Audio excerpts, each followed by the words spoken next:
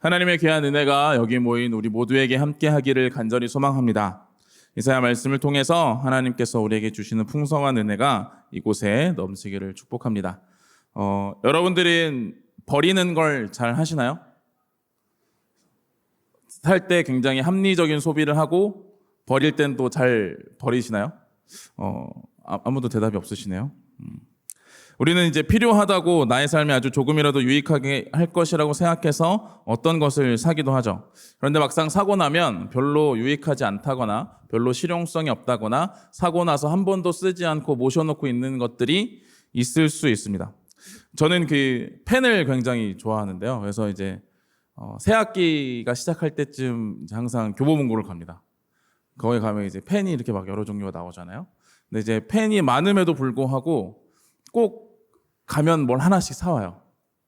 사오면 그걸 바로 쓰냐? 쓰지 않고 책상에 꽂아 놓습니다.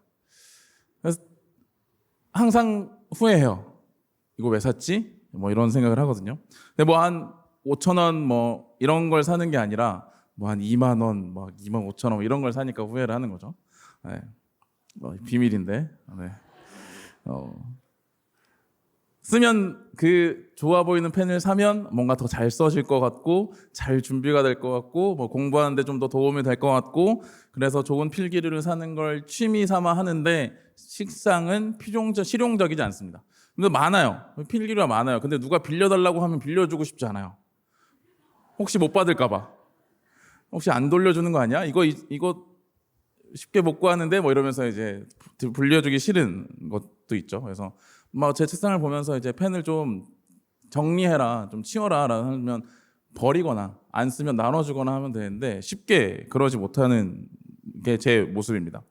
또 물건을 사는 것보다 버리는 게 참 어렵죠. 몇 년을 안 썼어도 언젠간 쓸 것 같다는 생각을 하면서 가지고 있습니다.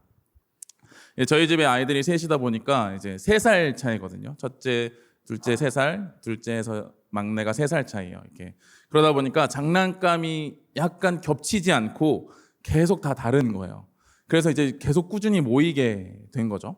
그래서 이제 집이 과포화 상태에 이제 포화 상태에 이르는 거죠. 포화 상태에 이르니까 좀 정리를 하려고 합니다. 그래서 아이들이 이제 스스로 버리도록 해요. 이제 스스로 버릴 걸 갖고 옵니다. 그런데 우리가 보면 저건 꼭 버려야 될 것 같은데 한 1년 동안 한 번도 손댄 것 같지 않은데 이걸 버리자라고 하면 안 된다고 하는 것들이 꼭 있어요. 왜 그런지 도저히 이해할 수 없지만 그건 꼭 안 된대요. 안 된다고 해서 다시 놔두면 그걸 가지고 노냐? 또 그렇지도 않아요. 근데 안 버리는 거죠. 근데 아이들만 그런 게 아니라 어른들도 마찬가지인 것 같아요. 뭔가를 버리려고 하면 이게 언젠가 쓸모 있는 것이 아닐까라는 생각을 하면서 버리지 못하는 모습들이 우리에게 있다는 거죠. 신앙생활에서도 마찬가지인데 오늘 말씀 이사야 말씀은 우리가 무엇을 취하고 무엇을 버려야 하는가를 하나님께서 가르쳐주는 말씀입니다. 오늘 본문 이사야 41장 후반부의 말씀은 하나님께서 스스로 사람들이 의지하는 헛된 것들을 들추어내시는 장면으로 시작합니다. 21절 말씀을 같이 한번 읽어볼까요? 21절 시작. 나 여호와가 말하노니 너희 우상들은 소송하라. 야곱의 왕이 말하노니 너희는 확실한 증거를 보이라. 아멘. 하나님이 지금 재판의 자리로 누구를 불러내고 있죠? 우상들을 불러내고 있습니다. 우상들을 불러내서 우상들을 향해서 너희가 소송해라. 그리고 너희의 확실한 증거를 보여라 라고 말씀하고 계시는 거예요. 그러니까 우상들을 향해서 너희가 실존하고 있는 존재라는 사실을 그리고 사람들이 섬길 만한 존재인지에 대한 분명한 것을 증거로 보여줘라 라고 이야기하고 계시는 거죠. 우리가 41장 1절에서 보면 하나님은 재판의 자리에 모든 민족들을 처음에 나오게 하셨습니다. 모든 세상의 민족들을 나오게 하셔서 하나님이 그들의 참 하나님 되심을 모든 만물의 통치자 되셨다라는 사실을 이야기하셨죠. 그리고 이제 21절에서는 우상들, 사람들이 세웠던 그 우상들을 지금 이곳으로 불러내고 계시는 겁니다.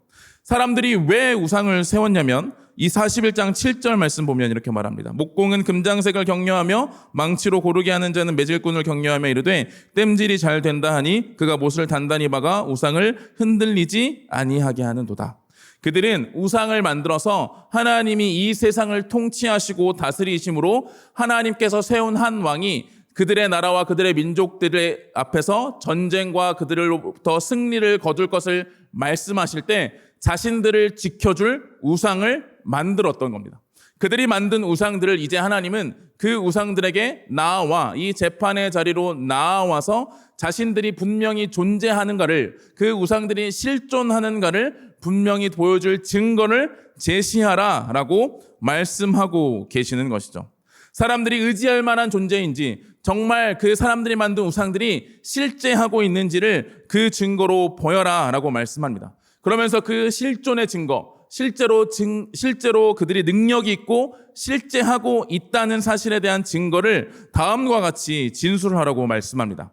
41장 22절 23절인데요. 또 한번 같이 읽어보겠습니다. 시작. 장차 당할 일을 우리에게 진술하라. 또 이전 일이 어떠한 것도 알게 하라. 우리가 마음에 두고 그 결말을 알아보리라. 혹 앞으로 올 일을 듣게 하며 뒤에 올 일을 알게 하라. 그리하면 너희가 신들인 줄 우리가 알리라. 또 복을 내리든지 재난을 내리든지 하라. 우리가 함께 보고 놀라리라. 아멘. 지금 우상들을 향해서 하나님이 너희들의 확실한 증거를 보여라 라고 말씀하시는데 어떤 증거로 그 증거를 제시하라고 말씀하고 계시죠? 어떤 거죠? 빨간색을 한번 읽어보세요. 장차 당할 일을 우리에게 진술하라. 이전 일이 어떤 것도 알게 하라. 앞으로 올 일을 듣게 하며 뒤에 올 일을 알게 하라 라고 하면서 앞으로 일어날 일, 미래의 일들에 대해서 너희들이 얘기해보고 그것을 증거로서 제시해라 라고 이야기하고 있는 겁니다. 우상을 만든 사람들, 우상을 믿는 사람들을 향해서 그 우상들이 자신을 지켜줄 것이고 앞으로 일어날 일들에 대해서 그들을 보호해줄 만한 능력과 지혜와 지식을 가지고 있는지를 하나님은 그들에게 제시하라고 말씀하고 계시는 것이죠.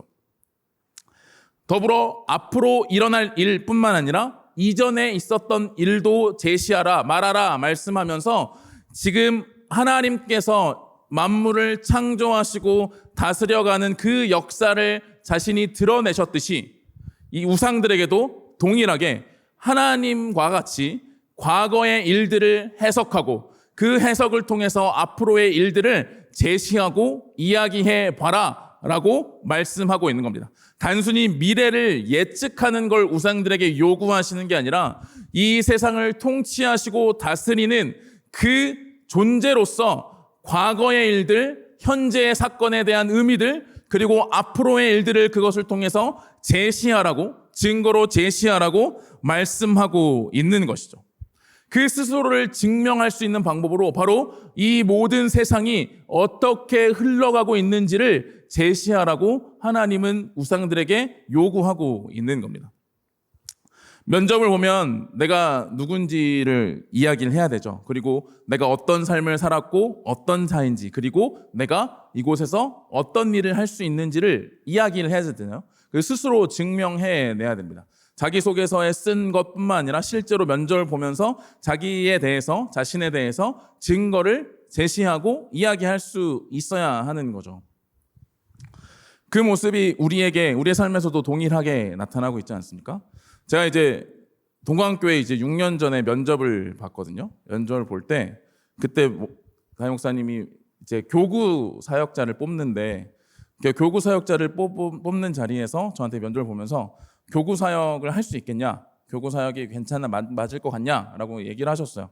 근데 이제 제가 그때 뭐라고 얘기했냐면 할 수는 있는데 저는 청년부를 하고 싶습니다. 이렇게 얘기했어요. 네.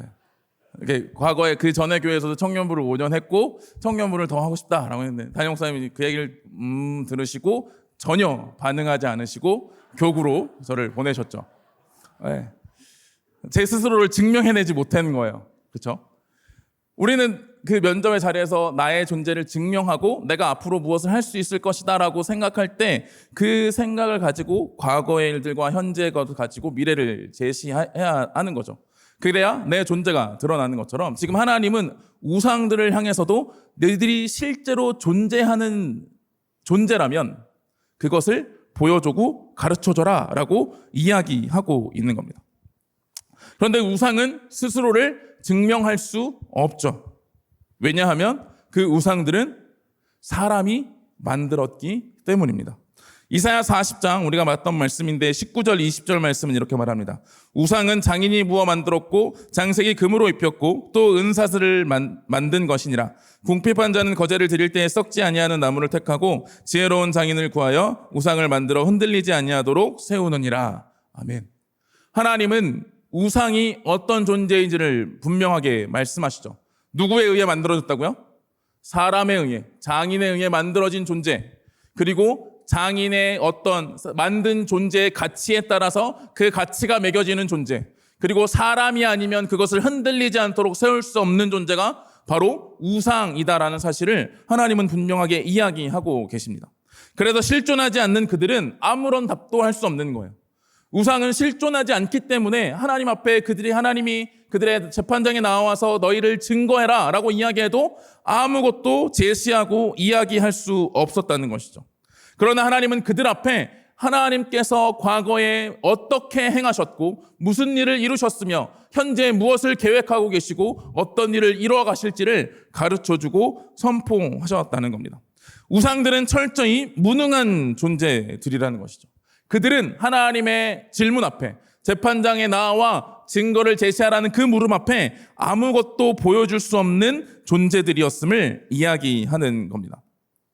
이것을 그대로 증명했던 역사가 있습니다. 바로 북이스라엘에서 가장 악한 왕으로 평가받던 아합 왕 때의 일입니다.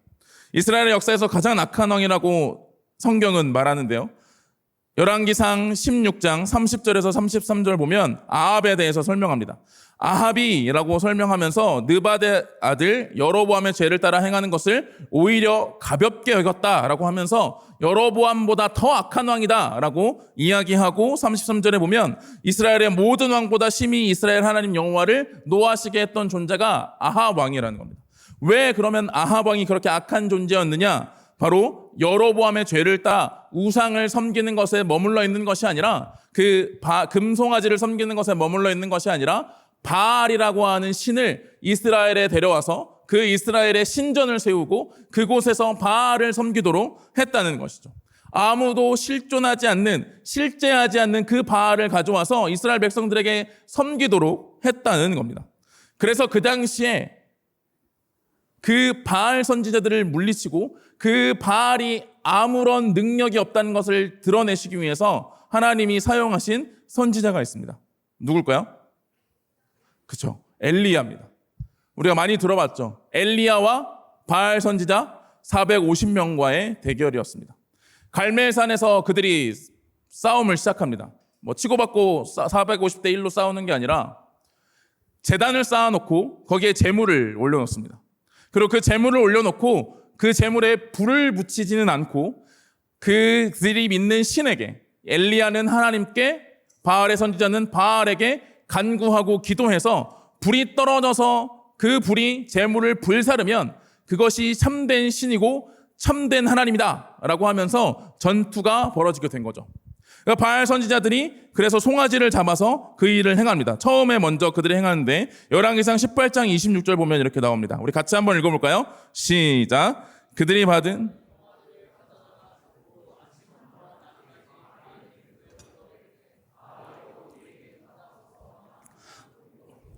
아무 응답하는 자도 없으므로 그들이 그 쌓은 제단 주위에서 뛰놀더라. 아멘. 그들은 송아지를 잡아놓고 바알을 불렀습니다. 바알이여 우리에게 응답하소서. 바알이여 우리에게 응답하소서. 그들이 끊임없이 얘기해서 아침부터 낮까지 했지만 응답이 있었습니까? 없었습니까?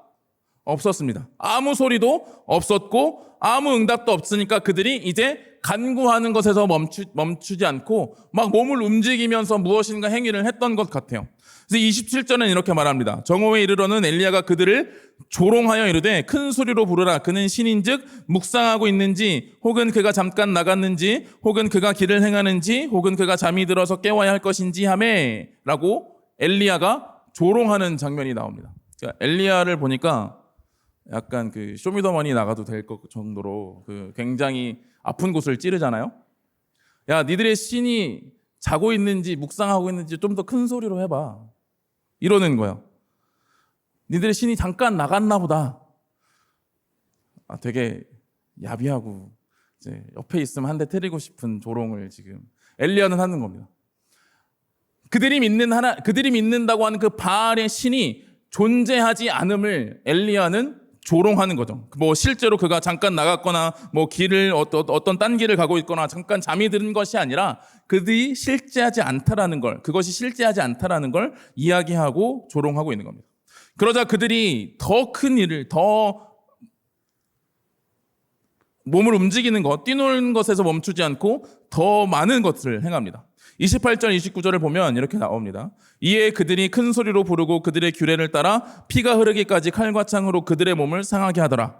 이같이 하여 정오가 지났고 그들이 미친 듯이 떠들어 저녁 소재 드릴 때까지 이르렀으나 아무 소리도 없고 응답하는 자나 돌아보는 자가 아무도 없더라.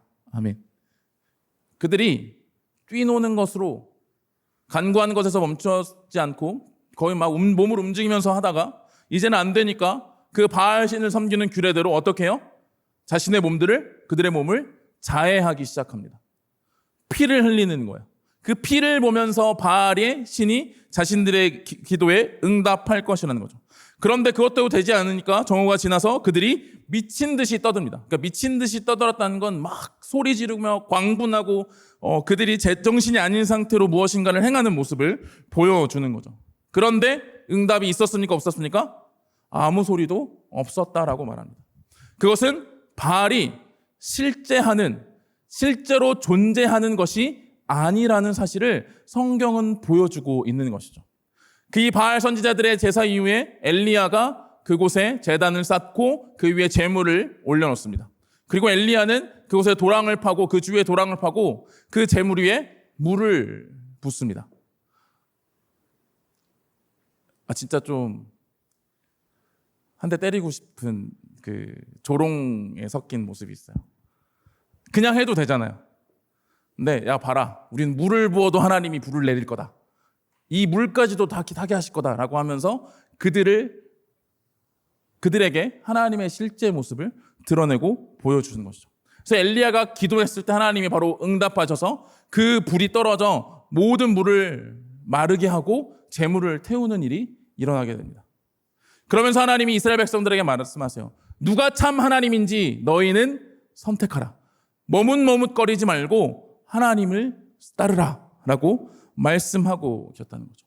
실제하지 않는 신, 실제하지 않는 우상, 그 우상을 따르는 것을 하나님께서는 그 바알의 무능함을 그대로 보여주시고 증명하셨듯이 오늘 말씀에서도, 이사야서의 말씀에서도 하나님은 이사야 선지자를 통해 그 우상의 무능함을 보여주고 이야기하고 계십니다. 그래서 이사야 41장 24절은 이렇게 말씀합니다. 우리 같이 읽겠습니다. 시작. 보라, 너희는 아무것도 아니며 너희 일은 허망하며 너희를 택한 자는 가증하니라. 아멘. 그 우상들은 아무것도 아니고 그 우상의 일은 허망한 것이고 우상을 택한 자는 가증하다라고 하나님이 말씀하고 계시는 겁니다. 하나님께서는 이스라엘 백성들이 비록 바벨론의 포로 생활 가운데 있고 그 바벨론의 포로 생활 가운데 또 다른 민족이 일어나 또 다른 왕이 일어나 그 바벨론을 정복한다 할지라도 하나님은 여전히 그들의 하나님이시고 그들은 하나님의 백성임을 기억하며 우상을 섬기는 것, 헛된 우상, 존재하지 않는 우상을 붙잡는 것을 경계하며 말씀하고 계시는 것이죠. 그런데 이스라엘 백성들뿐만 아니라 모든 민족들이 하나님이 오실 때, 하나님의 역사가 일어날 때 하나님의 역사를 기대하고 소망하며 바라보는 것이 아니라 자신들 안에서 우상을 만들어 그 하나님의 역사를 대항하려 하는 모습이 있다는 사실을 성경은 보여주며 그것을 경계하고 있는 겁니다. 이스라엘 백성들은 생각했을 겁니다. 이제 바벨론이 무너지고 또 다른 왕이 일어나서 만약에 그들을 정복하게 된다면 이제 바벨론의 신이 아니라 또 다른 신이 더 위대한 것은 아닐까라고 생각하며 그 신을 의지하고 그 신을 찾고 그 신을 붙잡으려 했던 이스라엘 백성들의 마음 가운데 있는 그 모습을 하나님께서는 말씀하며 그것이 헛된 것임을, 그들은 아무런 능력이 없는 존재라는 사실을, 그리고 이 모든 역사는 하나님께서 이루어 가신다는 사실을 이야기하고 가르쳐주고 계시는 말씀인 것이죠. 그들의 허무함을 들춰내시고 그들을 품고 붙들고 품는 자들, 우상을 붙들고 품는 자들에게 하나님은 그것들을 버리라고, 헛된 것을 버리라고 말씀하고 계시는 겁니다. 그래서 29절 마지막 말씀에 이렇게 말합니다. 보라, 그들은 다 헛되며 그들의 행사는 허무하며 그들이 보아 만든 우상을 바라며 공허한 것뿐이니라. 아멘. 그 모든 것들은 헛되고 허무하고 그러므로 우리가 버려야 할 것들이다 라는 사실을 이야기하고 있는 겁니다. 그리고 말씀은, 이스라엘 백성들을 향한 그 말씀은 지금 우리에게도 동일하게 하나님이 말씀하고 계시는 겁니다. 상황에 따라 변하지 않는 여전히 창조주이시며 역사의 주관자 되신 하나님과 그의 백성된 우리의 관계, 그것은 변하지 않기에 우리가 믿고 우리가 바라보아야 하는 것은 오직 하나님뿐이라는 것이죠. 하나님이 이 모든 역사를 이루어가고 계시고 하나님이 그 일을 행하시는 분이라는 것을 우리가 믿는다면 우리는 우리가 우상을 세워 그것을 대항하는 자들이 아니라 그 헛된 우상, 아무런 능력이 없는 우상, 아무것도 할 수 없는 아무 말도 할 수 없는 그 우상을 내버려야 한다는 사실입니다. 우리에게 그것을 이야기하고 있는 거죠.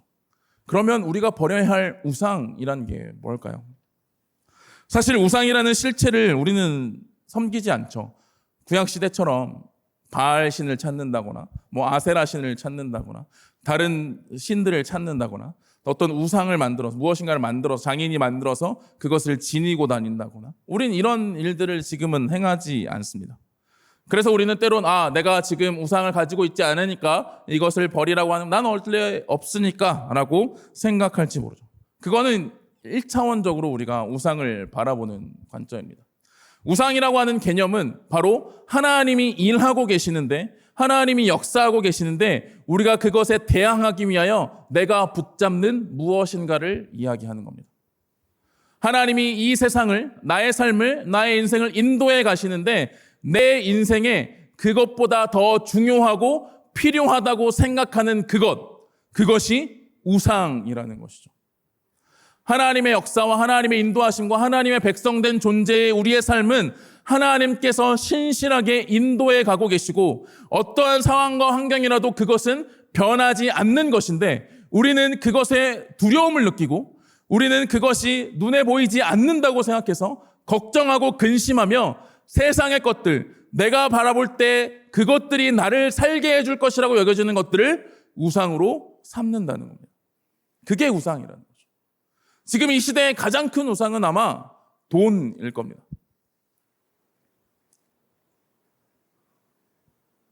돈이 나쁜 게 아닙니다. 그런데 그걸 우리가 붙잡고 우상으로 삼으며 하나님의 계획과 하나님의 역사 속에 내가 하나님의 계획과 하나님의 역사를 신뢰하는 게 아니라 내가 가지고 있는 돈, 내가 벌 수 있는 돈, 세상이 이만큼 있으면 된다고 이야기하는 그 돈을 목적과 그것을 향해 따라가는 것, 그것을 붙잡는 것을 우리는 우상이라고 성경을 통해서 알게 되는 것이죠. 하나님이 일하시는데, 하나님이 역사하시는데 내가 내 삶을 주관하고 이끌어가고 인도해가기 위하여 붙잡는 그 모든 것을 하나님께서는 우상이라고 말씀하고 계시는 겁니다. 사람들의 인정, 사람들로부터 높임을 받는 것, 사람들에게 칭찬을 듣는 것이 나의 우상이 될 수도 있죠. 그래서 그것을 붙잡고 사람들을 보며 사람들 앞에 눈치 보며 사람들에 따라서 세상에 따라서 누군가의 이야기에 따라서 살아가는 모습들이 우상이 될 수도 있는 겁니다. 누가 하니까, 누군 또 하고 있으니까, 누구도 하니까 내가 벼락거지 되지 않으려면 나도 뭔가를 해야지, 투자해야 되지 않을까 라는 생각과 어떤 방향성을 갖지 않고 하나님의 일하심과 하나님의 역사에 대해서는 관심 없이 그저 내 미래가 눈에 보이지 않는다고 해서 내일 일을 내 앞이 내가 보기에 깜깜하게 보여진다고 해서 내가 붙잡으려 하는 그 모든 것들이 헛된 것이라는 사실을 하나님은 가르쳐 주시며 그것을 버리라고 이야기하고 계시는 것이죠.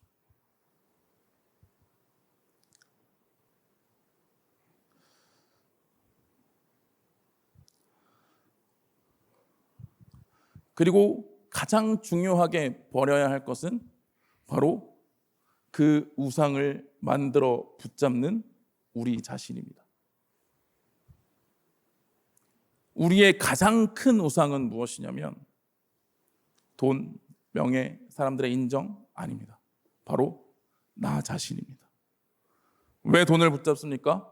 내 생각에, 내 판단에, 내 계획 속에 그것이 나를 살게 할 것이라고 생각하기 때문입니다. 왜 사람들의 인정을 구합니까? 그것이 내가 살아가는 방법이라고 생각하고 있기 때문입니다. 그 모든 것을 붙잡고 그 모든 것을 우상으로 만들고 그 모든 것을 단고히 세우는 것은 바로 나 자신이라는 거죠. 하나님이 일하시는데, 하나님이 역사하시는데 우리 눈엔 보이지 않죠. 우리 눈에 선명하게 드러나지 않습니다. 그래서 내일 일을 모르고 어떤 일이 일어날지 모르고 지금 현재의 상황을 볼 때 미래를 캄캄하게 알 수 없어서 내 미래를 보장하기 위해서 내가 가지고 있는 생각, 내가 가지고 있는 계획, 그리고 내 안의 자아가 우상을 만들어서 그것을 붙잡게 만들고 있다라는 것이죠.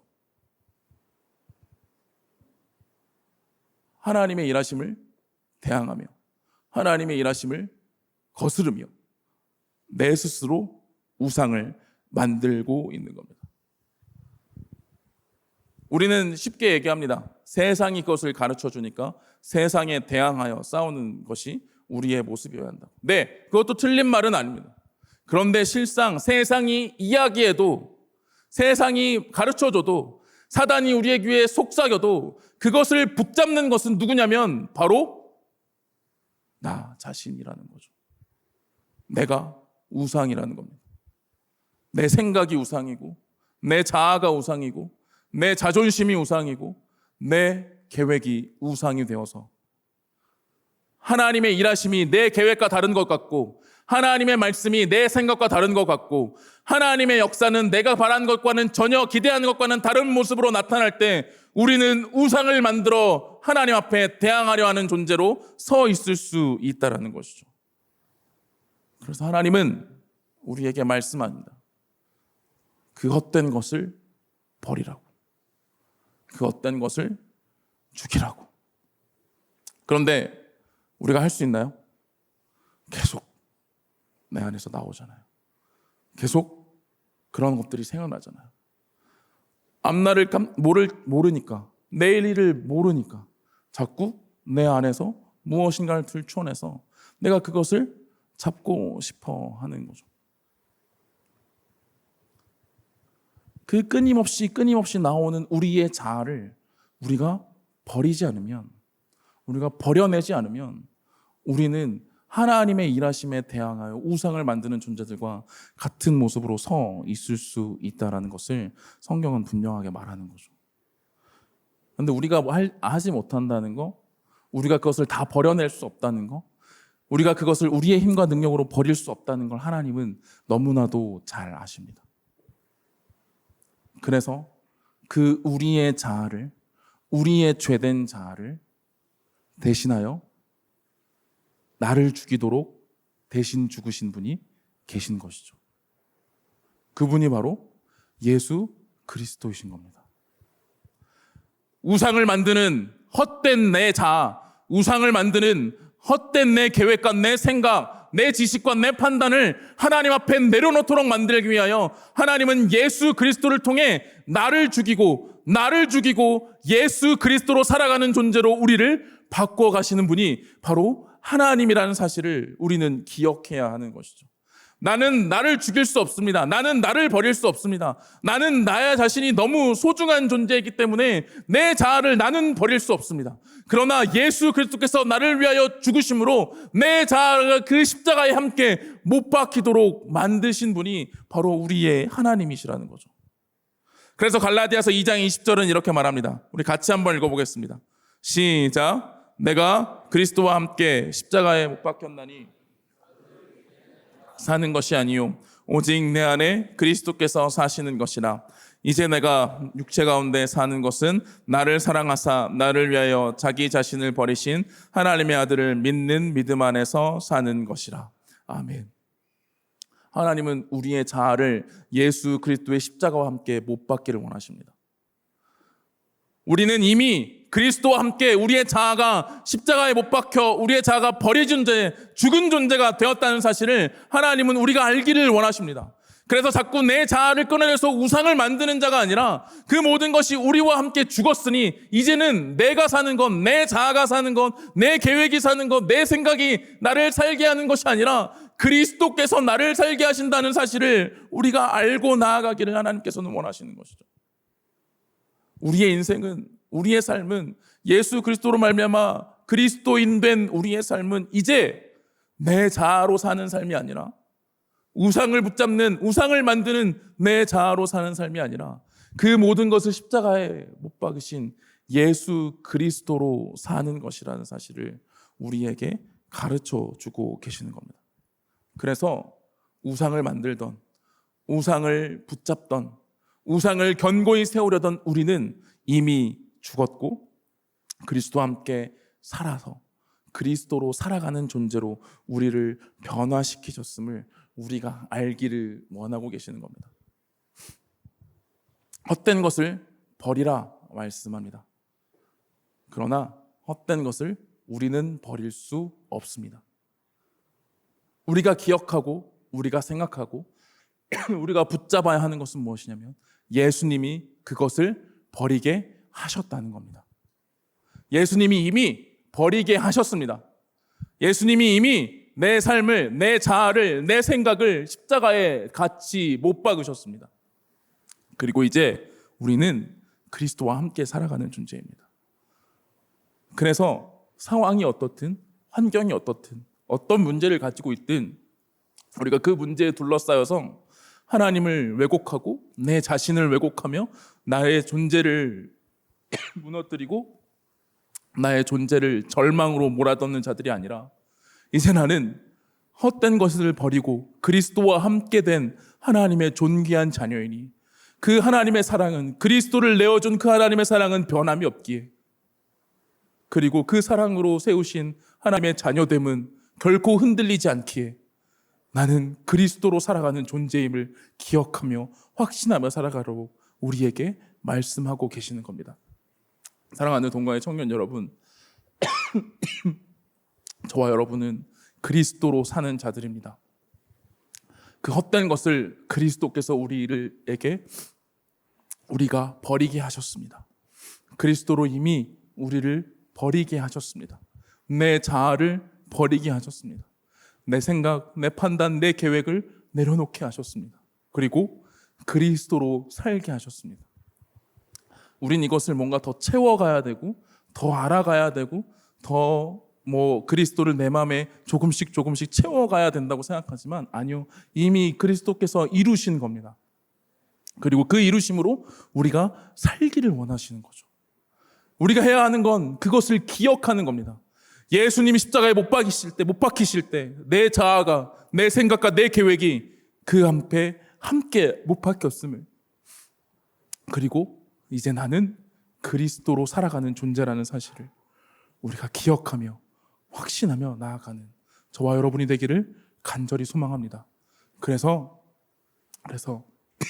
하나님의 역사가, 하나님의 일하심이 나의 삶을, 나의 생각을, 나의 판단을 가지고 대항하는 자들이 아니라 하나님의 일하심 속에 내가 있음을 기억하며 그리스도와 함께 그 삶을 평안으로 살아가는 존재가 저와 여러분이 되기를 소망합니다.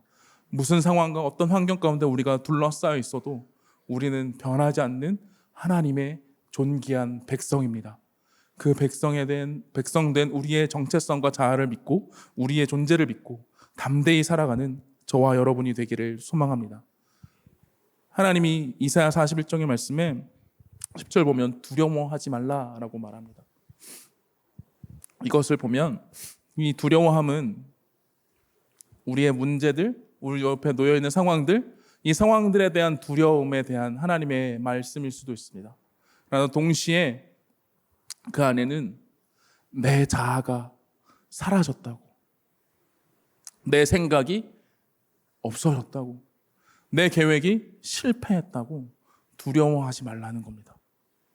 하나님이 그리스도로 살게 하시고 하나님이 그리스도로 함께하게 하시며 하나님이 그리스도를 통해 우리에게 역사하실 것이니 그것을 믿음으로 하나님 앞에 두려워하지 말라고 이야기하는 겁니다. 내 생각대로 되지 않아도, 내 판단대로 되지 않아도, 내 계획대로 되지 않아도 우리는 그리스도로 살아가는 하나님의 자녀이기에 두려워하지 말고, 놀라지 말고, 무서워하지 말고 하나님의 자녀임을 믿고 확신하며 살아가라 말씀합니다. 그런 삶을 사는 저와 여러분이 되기를 간절히 소망합니다. 우리 같이 두려워 말라 찬양하며 기도하겠습니다.